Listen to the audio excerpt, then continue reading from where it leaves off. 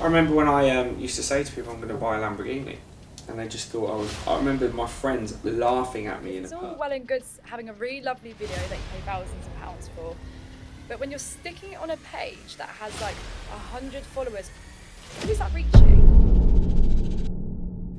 Ladies and gentlemen, I'm Tyrone Ash, and welcome to episode 3 of the Real Estate All Stars podcast. So today I'm welcomed by Nico Horvat and Chloe Cable. So how you doing, guys? Good, thank you. Good, thank you. Good. Right, so there's a few sort of interesting topics we can kind of cover today. I think personally, there's I think if we start with you, Chloe, I think you have definitely been kind of a leader of really what females are doing in the business, certainly in Tyrone Ash Real Estate and also in kind of real estate in the UK now. So, you know, let's start at the beginning. Obviously, it's been about, how long has it been now? God, maybe like a year and a half, maybe longer. Yeah. Actually, it might be coming up to 2 years now. I think 2 years in September.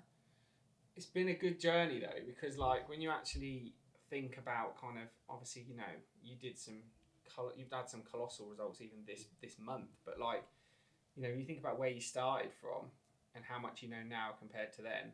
Oh, I know. It's crazy, isn't it? It's mental. I just feel like, do you know what? I still feel like I'm learning now though, but when I'm going to meetings, I'm closing every single one that I go to. Yeah, your closing rate is literally like 90% or something like that. But when I think back to last year, I was still trying to get to grips with everything and like understand the business, understand how what we do is different and everything like that. But I mean, it's been quite a journey. I started off like a part-time job at Amazon warehouse. Yeah. Like picking and packing is not for me. Like do you see this face associated with pushing a trolley in an Amazon warehouse? No. Nothing against an Amazon warehouse, but actually, that was not for me. Funny enough, I remember very, very well.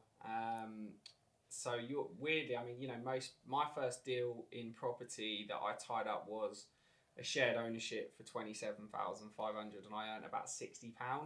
And I think your deal was £2 million, and you earned around 20 grand of commission. Yeah. Which is slightly different, I think. It was so fun.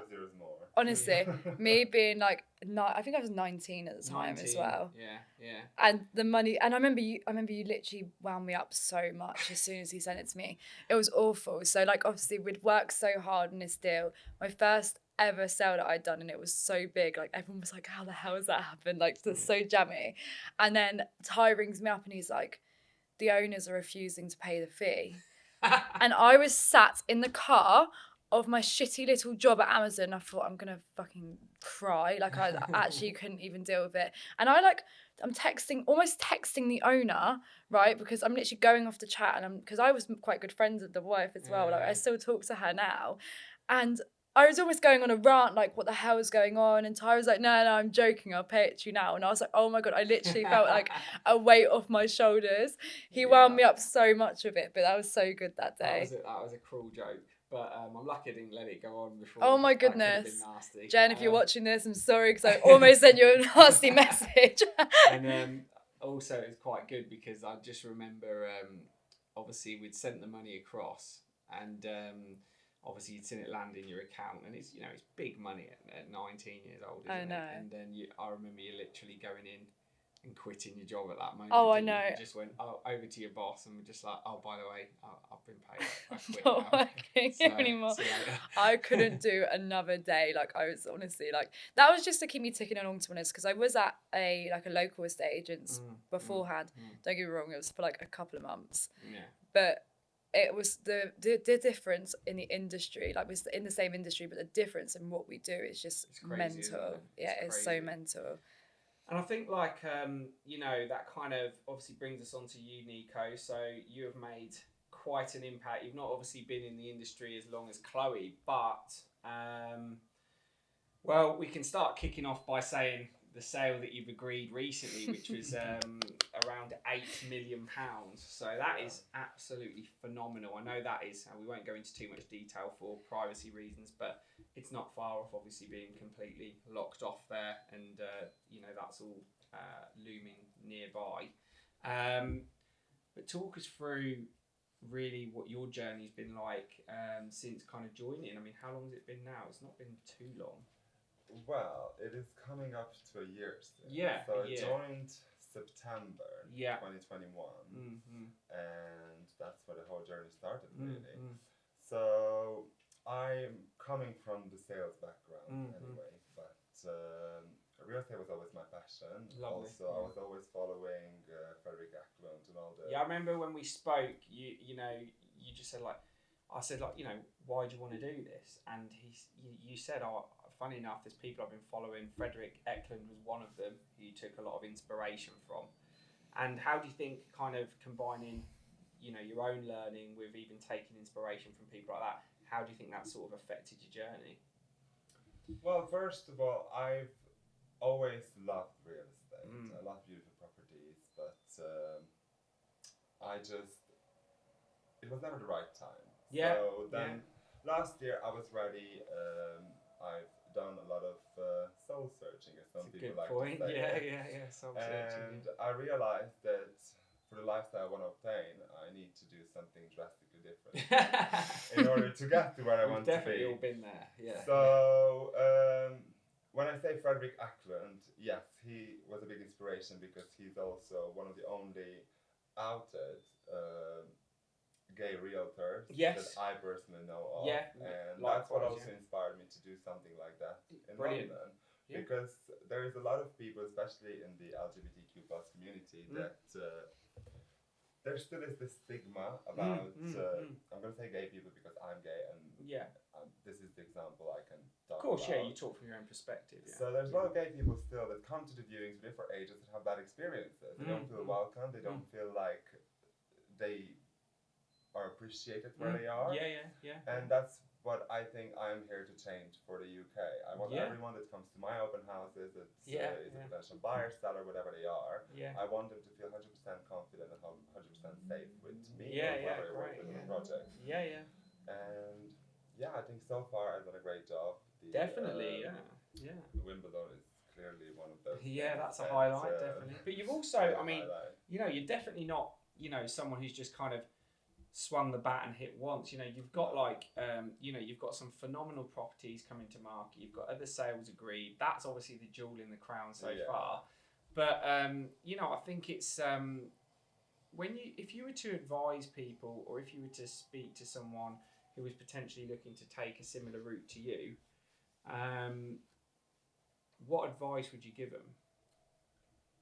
Well, the only advice I can give to anyone, because I've started from nothing, Yes. is just to decide what you want to do and really go for it. Yes. And be sure that you can do it. So basically, believe in yourself. And when it might be a cliche to say that, but you have to have this belief in order to work in this business, because it's not a constant confirmation of your work. Yes. It's gonna come in time. Yeah. Sometimes you're not gonna sell to this thing. You know? Yeah. But It happens. Yeah. 90% of the time you will. Yeah. So it's just keep going and never give up. I think it's great advice, because you're talking about advising someone to put in 110% work onto a career that isn't going to give you any immediate gratification, isn't going to pay you out. It's not something where you check in at 9, you're out at 5 and you get paid. Yeah. You know, you might not get paid for months, but then when you get paid, it can be life-changing money. And you know, I think that's where the entrepreneurial side comes into real estate. And I know you were saying, Chloe, about the difference between, and I know we spoke about it many times, but there is a big difference between, you know, a 9-to-5 or a high street agent and what they have to do versus what we have to do and the commitment we make. I mean, don't get me wrong, I know there's a lot of great agents out there, but I Yes. think they're in the complete wrong environment. Yes. And I feel, you know, what we do is that we're self-employed, we're growing our own businesses. We're not just working for someone else. And I feel No. like there's so much more of a different drive Yes. to actually get stuff done. And when you're going out there, you're going to these listings, when you take on these listings, the onus is all on you. You're not just behind like a kind of company. I know that we've got the brokerage behind us, but individually, the owners all know it is you. You They're go trusting there, you, aren't yeah, of course. And I think that's the great thing about it, is that you're going there, as much as we're representing the company, we're almost representing ourselves as Yes. well. And you know, all these owners absolutely love us. For one, we're shaking up the industry, and for two, there's so much more hard work, communication, everything like that goes into it. And I think that's the feedback that we get quite often. Like, owners almost feel like they become our friends. And also, I think the other side of that is we deal with luxury homeowners. We've got our own businesses. We're not just kind of in a 9 to 5 job. They see us on the same level as them, because we are at the end of the day. You've got like, I mean, our industry and what we're doing together here is, for me, the ultimate level of accountability. It's that, you've got people who aren't just saying, oh, if I sell your £2 million home, I'll earn some money. What we're saying is our businesses depend on it, just the same as that means our livelihoods depend on it. It just means that the end result for the owner is as important for us as it is for the owner, and that is a massive driving factor. And that's why the personal brand, the credibility, the results that we produce, all of these things, either from a universal perspective across the business or individually with the representative partner agent that meets these people and sells their homes, equally the accountability is spread. And that is why we've grown in such a successful manner, because you've not got someone who doesn't give a shit about your home, basically. You've got someone who has to get it sold. I agree. And when you sit down in meetings of owners, like, you hear it countless times where they're just saying that one person's coming round and some viewings. Like, we literally went to an MA the other day, and the guy was like, I had to take over the viewing. He was like, it was so shit. He was like, I know that you like, I'm not like, and honestly, I can see where he's coming from, because like, there's for one thing, usually it's someone who doesn't actually know anything about the house. It might be a Saturday girl guy that's going around there. And then also, I know they say a house sells itself, but come on, you've got to also incorporate people's lifestyles into this house. There's an aspect that goes into selling. Yes, someone will know whether or not this is a house for them, but you've really got to, like, for one, you've built rapport with these buyers from the get-go. You know everything that they want, their needs in the house as well, and you've really just got to kind of like bring their whole life into this house as well.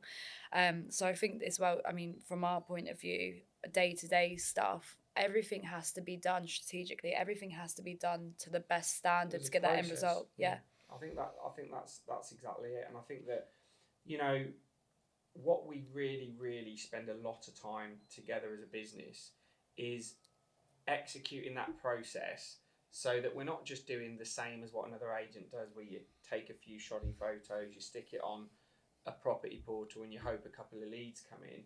There is a mapped out, organised process that's going to maximise the amount of exposure they have on the house. So you're going to get hundreds of thousands of views across all social media platforms, all property portals, buyer interest, buyer inquiry driven into that agent who's representing it, which then means when we open the doors for that open house or block viewings or viewing days, whatever we do, there is competition, there is serious urgency, and the properties are getting sold for the highest possible price for the owners.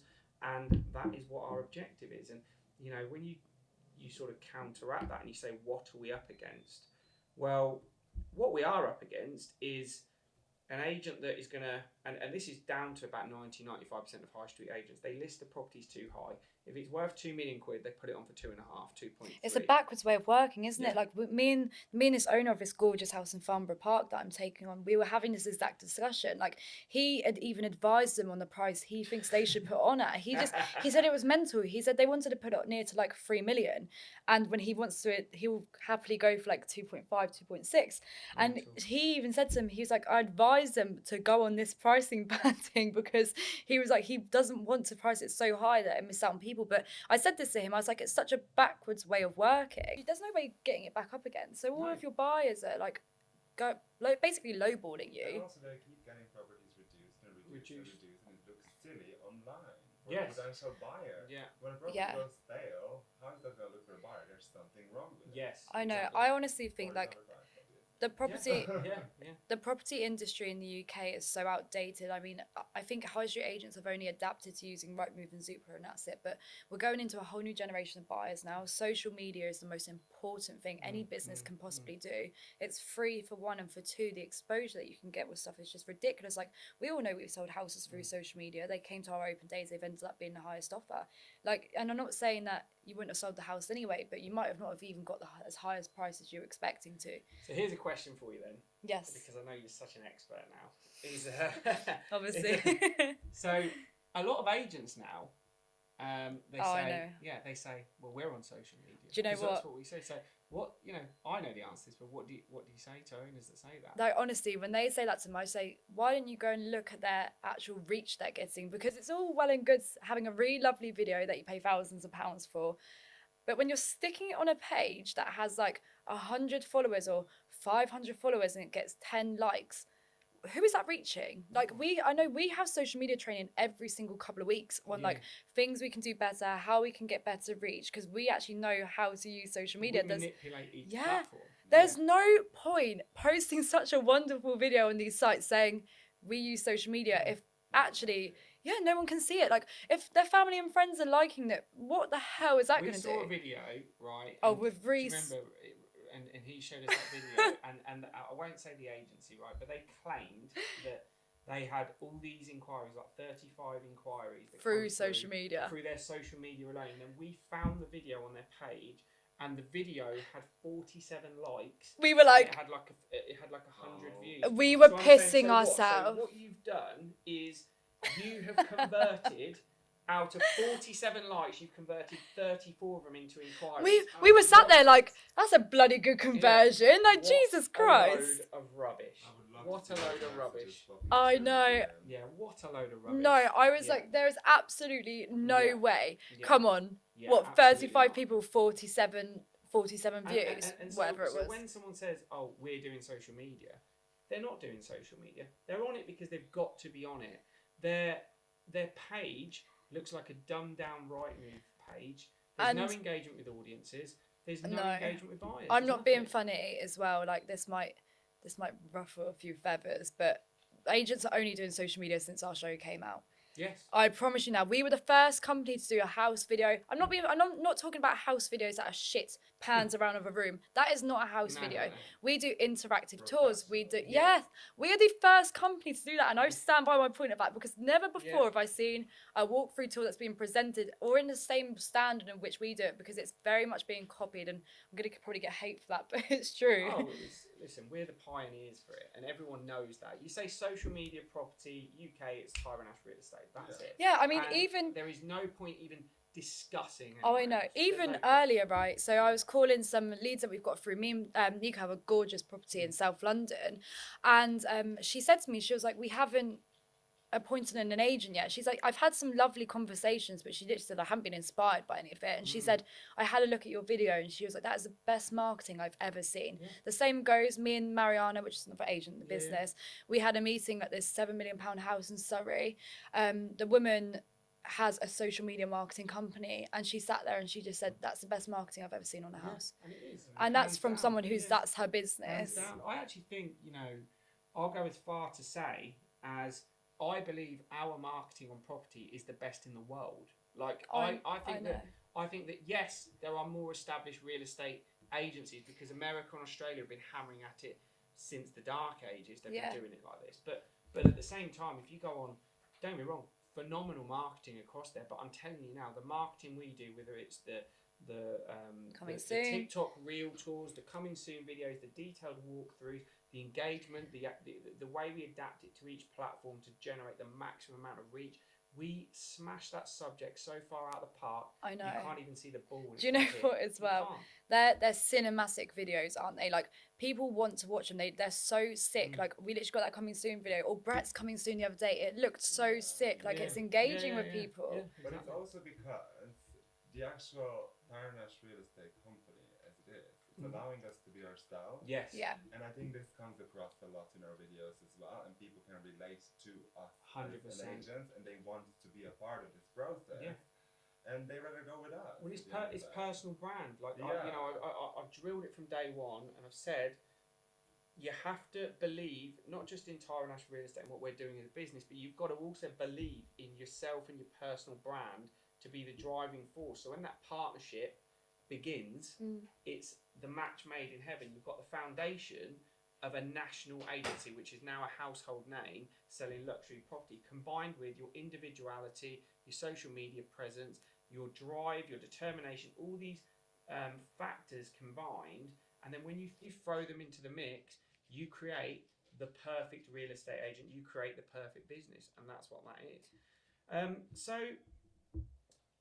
where do you and what do you see kind of the future for yourself, Nico, at the moment? Obviously, you've got big plans now. I mean, yeah. What's going to happen in the next 6 months for you? So in the next 6 months, I'm just focusing on leveling up my business. Brilliant. I want to really take over the southern parts of the London. Yeah, Southeast southern, is, lovely, yeah, south. Salva. Just a Salva part. This is my Slovenian side. That's okay, it's fine. But yeah, so basically focus on my business. I am definitely getting a lot of new listings. Amazing, I can So see. a lot of money being made there, and a lot of happy homeowners. Amazing, that's the main thing. Yeah. That I really want to travel. Yes. In the next year as well. Brilliant. So plans for America. Amazing. And just a lot. That'd be great. And I think the great thing is you've set yourself some clear goals, and you've executed them, and that is absolutely key with this. And I think that's often the missing piece. I think that sometimes people, they can watch Selling Sunset, they can watch $1 Million Listing, they can watch all these things. They go, oh, I can do that. I can sell a £10 million house. But what they don't realise is the hard graft that goes into actually getting to that stage where you're even agreeing sales at that level, you're even listing at that level. It takes presence, it takes determination, it takes getting doors slammed in your face, it takes all of that stuff. All of that stuff where you just think, oh God, rainy Tuesday night, another door slammed in my face, I've knocked 10, I haven't got anything, maybe my pitch isn't quite right, maybe they're not receptive to me. And actually what you find is the persistence, the adapting, the tweaking, getting better, and then suddenly it just clicks, and suddenly you breeze up to these situations, and you go, "Oh, hi, it's me again. Yeah, no worries. I'll pop round Tuesday to list your house," and it becomes like the easiest conversation you've ever had in the world. It is just more of a chat. Yeah, 100%. And do you know what I like as well now is that when you do speak to these people, 80% of them are like, love what you're doing, like seen the videos all over social media. They've actually got opinions on us as a business, haven't they? It's great. Yeah, because they see we're also proud of what we're doing. Yes. I think. And we can be because we're delivering. No, I completely agree. No, I agree. And do you know what I've found is what's really, really amazing in the business at the moment is when we kind of started 2.5 years ago, it was extremely male dominated. So like there was like only men producing, and then Chloe come along and she started breaking the mold and getting some deals in. And, but what's been brilliant is there is now this like influx of strong, really talented females coming through the business, and I think definitely there's been a lot of inspiration taken from you on that. What would you say to women in the UK? I know America's got loads of women who do well in real estate, but the UK doesn't. What would be kind of your message to people who are thinking of either transitioning from estate agency into real estate like we've discussed, or even just considering real estate as a career? I mean, I can hand on heart say that this probably was the best thing I've ever done, like the best decision I've made. And in a way, I'm glad that I went into it so young as well. And because you kind of get ahead of the game with it. But I think if you're in an estate agency, for one, like I think they're just boring. Like it's an office job at the end of the day. You're taking calls. It's not particularly client facing unless you're doing viewings or valuations. And I think in with this job, if you are an estate agency yourself anyway, transitioning over to what we do, you're able to actually run your own business, have your own time. I think that's the key thing as well, is like actually having time to look after yourself, go to the gym, do all these things, because for one, office hours are shit anyway. Like you have to get into estate agents early, you leave late. It's not, I just don't think as well for your like mental health it's that great anyway as well. There's a lot of problems with that. And I think as well, I feel when you look at estate agents, when you look at all the senior people in estate agents, they're predominantly older men. They're the ones I argue with on social media. Literally it is. It is. But like here you can have your own business, like Sharon, like she's having a kids, like she's done all of these great stuff, had all of these listings coming in, and she's probably, you know, she's got a at few some point, exchanges, yeah, exactly. And I think as well, if you're like not being in the real estate industry, property is so fun. Like property is something everyone wants to talk about. You meet some amazing people through there as well. The level of people that we're always interacting with, like you're constantly getting referrals from them or speaking to other people. And I just think like it's a place where, especially in this business, like Nico said, you can just be yourself with everything. It allows you, I think it's very character building for one, and I think it's built a lot of people's characters in this business too. Yeah, I do. I think I think there's a reason that, you know, I feel like Britain built a state agency to almost protect people from rejection, and it was almost like, okay, we're going to build this business, we're going to pay you a lot less, but we're going to, as a business, take the risk. We're going to market ourselves loads, get all the listings, and then we're going to divide them out for small amounts of commission, and then you can just take the calls and do whatever. Whereas in America and Australia, it's the complete opposite. It's like, right, buckle up. This is going to be the roughest 2 years of your life. But then when you get there, you're going to be a millionaire. Basically, that's the journey. And it's like, well, obviously we're choosing option number 2. And I think that for anyone who kind of is on the cusp of thinking about it, or is really just intrigued by, even like, you know, Chloe's 21, and I can tell you now she'll be earning more than most CEOs this year. And I think even so last year I did. Yeah. Oh yeah. You like did. it comfortably. Like yeah. And I think that's the other thing. And do you know what? Even when I think back to last year, I don't think my foot was completely on the gas either. Like I've gone into this year like hammered everything. You are literally a machine this year. It's frightening. Yeah, like it is frightening. Yeah. Yeah, and I feel like I'm not being funny. Like this job probably isn't for everyone because you are running your own business, and some people might just be comfortable having their office job. Like there's nothing wrong with that. But for the people who always feel like they can achieve more or they can do more, why are you working for someone else? Why are you not just creating this your own business? Like it is well worth. If you go without money for 3 to 6 months, people are scared of not having immediate gratification with this, and this job is not it. Like you think of how many deals fall through, things go wrong, buyers pull out. It's just like it's so stressful. But if you've got a big pipeline, you've got a lot of things going on, it doesn't worry you. Like it's fine. And then always have more business.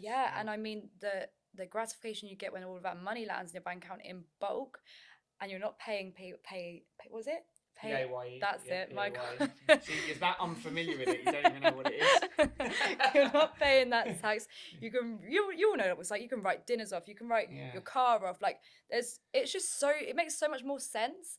And I think like for so many people, like even when you look on social media, like estate agents doing their stuff, I think you'd be bloody brilliant at what we do. But like you're stuck in an office where your earnings are capped, and or even your commission's so shit. Like what is the point? Yeah, well that's what's going to make people not motivated to do the work, because they've not got enough incentive. And like I think it's really, really important that, you know, to just understand first of all entrepreneurship, because I feel like a lot of people have watched videos on social media and thought, oh yeah, I can be an entrepreneur, I can run my own business. You know, you've got to go through hell to get there, but that process of what we call hell is actually your learning process. You know, the value you pick up in those first 6 months is going to shape your whole career, because you'll have had every conversation not quite the right way you should have had it. You'll have had a few doors slammed in your face. You've had to alter your approach. You've overcome objections that you didn't think you knew how to overcome, and then you're getting contracts signed that you didn't know how to get signed, and before you know it, you're selling houses that you thought you'd never be able to sell. So the process is, I heard a speech, I think I sent it into one of our groups, by Denzel Washington, and he did a whole speech to some university or whatever, graduates, and it was basically the definition of falling forward. So what he says is, it's absolutely fine to fail, but you've got to learn from the process and fall forward, and then when you get back up, you still moved further forward than if you didn't try at all. And that's what this business is about, is you've got to fall forward. But I think, like, you know, going forward, there's a lot of inspiration to take from both of you and what you're doing. Nico, I think, you know, I'm seeing the listings, I'm seeing the sales you're putting together now. The future you've got is absolutely massive, and you know, I think you're going to be inspiring a lot of people. And you know, just lastly, you know, for people who potentially might be in the position that you were a year ago, you know, would you tell them to get into real estate? Definitely, but they're gonna have to work hard. Yeah. So if you want to do real estate professionally, definitely go for it, but be 100% sure that that's something you want to do. Lovely. Don't come and try the waters, because No. nothing's That's great gonna advice. happen. It's great advice. Go in, all in. Decide, not that you're gonna suffer for a year, but Essentially, you are though, aren't you? like you need to give up some things Yes, that maybe sacrifice. before were Yeah. like whatever, Mm. and yeah, sacrifice them in order to get to the level you want to be. And I'm definitely. I think agree that, you know, that there's a common, you know, people get, you know, you get sold the dream. I mean, I had a, you know, it went quite big on TikTok, the video, but it was effectively me saying that you sell your soul by doing a 9 to 5. Okay, it's quite harsh words, but it's true. but effectively you're handing for like, you know, let's say £2,000 a month, which is well over the average.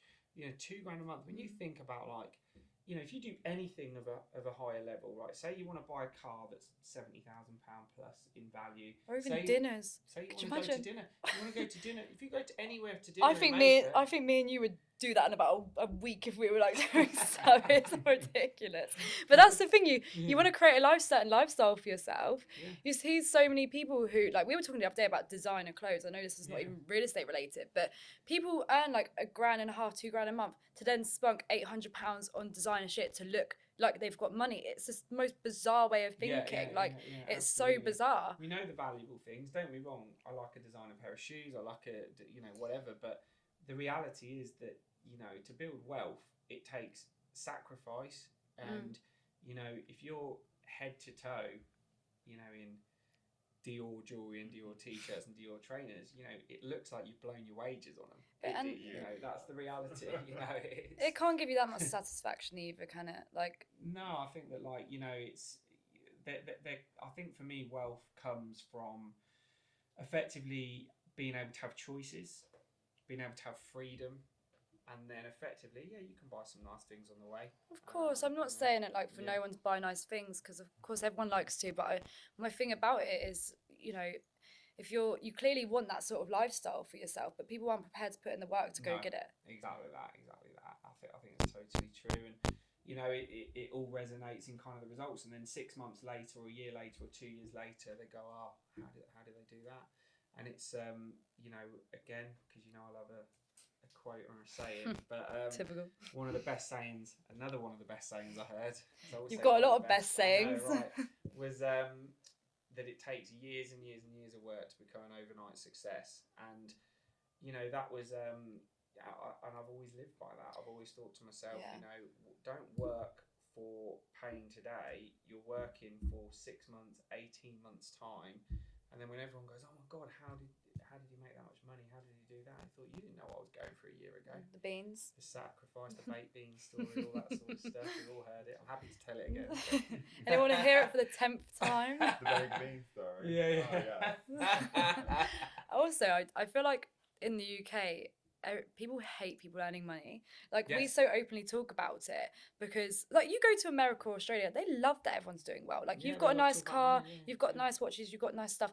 People love that. In the UK, they almost want to judge you or look down on you because, and everyone thinks, everyone thinks the subject of money is so taboo. And like, when we're talking about how much you can earn or how much money you can earn, you hear it when family members are like, you won't be able to do that, you can't do that. Friends that say it to people too. Like, how many stories have we heard from people in the business and their family and friends have said, like, that's impossible, you won't be able to do that. And just like, I remember when I used to say to people, I'm going to buy a Lamborghini.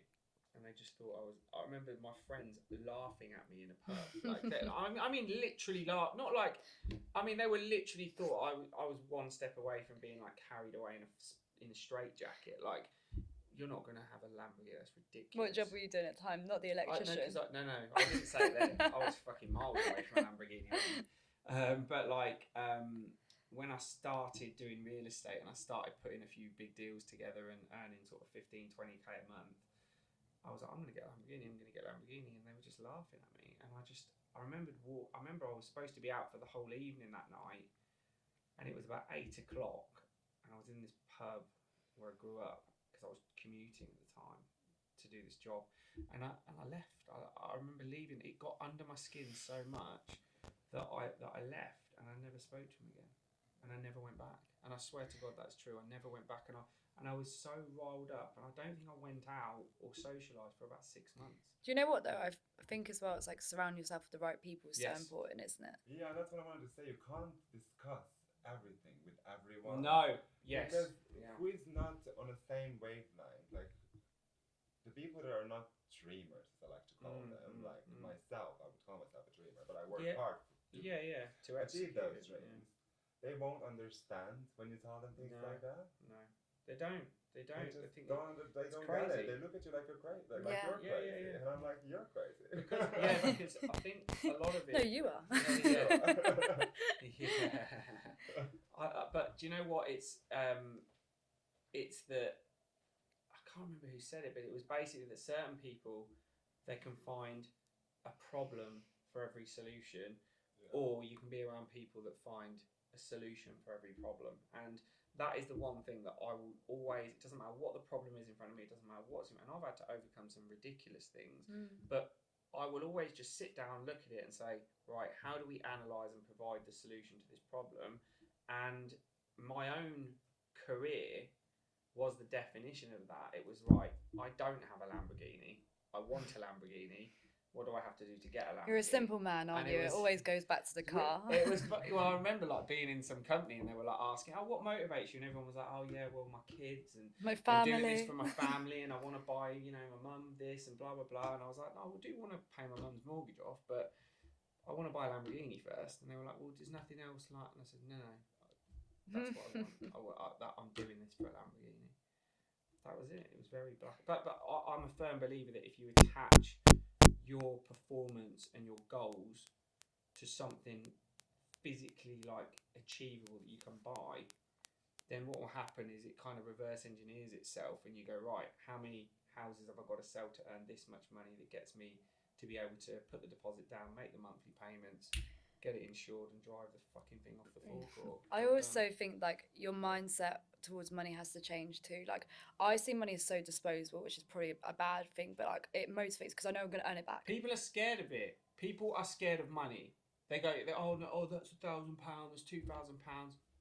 I spent 12 grand on getting our sign on our logo going around fucking Fulham's That ground, was a regret. And that brought us no business whatsoever. It was the worst investment I've ever made. And I went, oh well, that's 12 grand down the drain then, isn't it?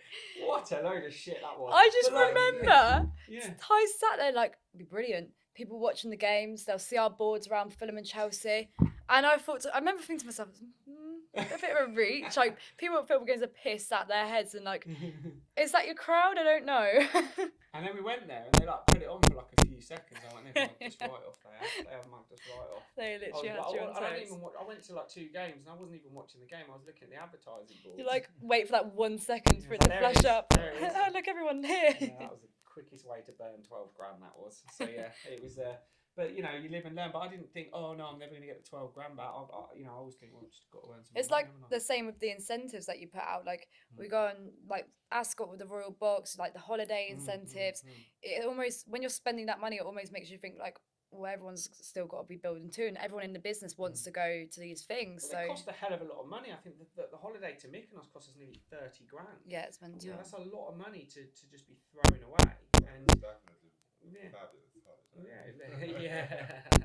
So it's just one of those things. But I believe that if you're worried about 30 grand, then you're in the wrong fucking business. Which do you know what's so funny? I was thinking this about house sales as well. So I've noticed that in the group, whenever someone puts something like under $1 million, they almost get like funny about it. They're like, oh, it's only a 20 grand fee. Yeah. And then like I kind of sat there the other day, and everyone's like, I kind of thought to myself, why do we see like?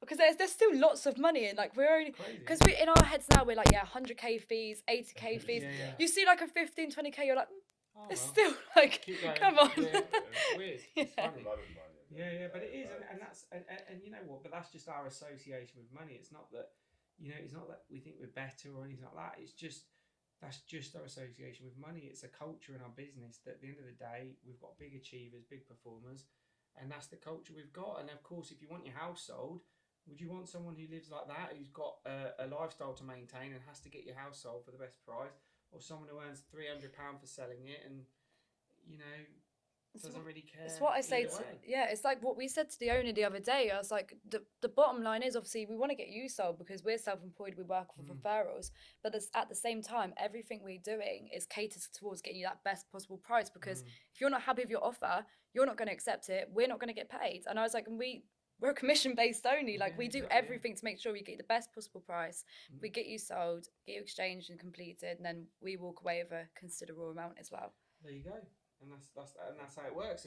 You know, Nico up against what, 3 other agents or I something? think 4, wasn't it? 4 agents. Was it 3? 4 in total, but yeah, 3. And it was over. They had it for like a year and a half. Yeah. Yeah, it was a very long process for the previous agent. Yeah. But then luckily we And came you in come and in, changed that. assassin. 2 job done. months, and come on, like an I was £8 million going for that house. You I was making sure that this gets sold in no time. I remember you Because saying. that's also I what remember promised to the owner. Nico saying to me, "I'm going to sell this." You just Yeah. kept saying, "I'm going to sell this out. I'm going to sell this out." I wanted to sell this house, not just for me, for the owner. Yeah, you Yeah. done really well with the owner as well. I Yeah. wanted to have Yeah. it sold. Oh my god, I What was a victory. honestly when you said that, like the offer came through and we got, oh my god, I was so proud of you. I was shaking. I was like, I'm so proud of you. I was like, God, it's got to be like That's up all right. there. Get me in a group with Nico now. so it's a group merge me in it. Hi, Nico. Yeah. But you've been such help with everything, so I'm very Bless grateful you. for that, you as well. So Oh, thank you. I think just to finish on as well, because one thing I have noticed is obviously the dynamic between you both has been fantastic. Oh my god, we're such a good duo, aren't we? Oh, It's a dream it's a proper little dream team being created. yeah. And you know, I think what do you think is important with kind of getting the best out of each other when it comes to business and real estate? And we'll finish on this topic. I think great communication is the key to everything, not just in business, even in personal life. Yes. So I feel like with Chloe, I can communicate, and we just understand each other, and we know exactly. Even when we come to the market appraisal,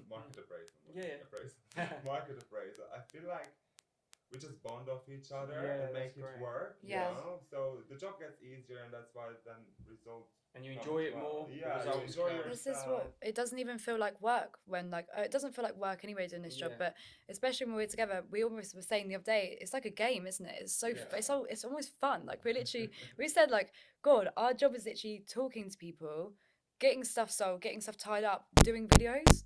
Yeah. That's so Love fun. it. Not bad, is it? And going for glasses of wine after. Love it, love it. Awesome. No. Well, yeah, I think that definitely brings us to a nice close. But thank you very much, guys, for joining me. And you know, I really enjoyed this. I think you're both absolutely killing it, and it's. I think there's a lot of people taking a lot of notice on what you're doing, and you know, you should both be very proud. And it's to an exciting next. Well, I think it's what we got 5 months left in the year, so. God, it's going so quick. So Going quick, quick, it is, but there's a yeah. lot of money to be made and a lot of sellers to get their houses sold for. So Exactly that. awesome. Well, look, thanks a lot, guys. Thanks Thank for you. having us. So, I'll just say that for long.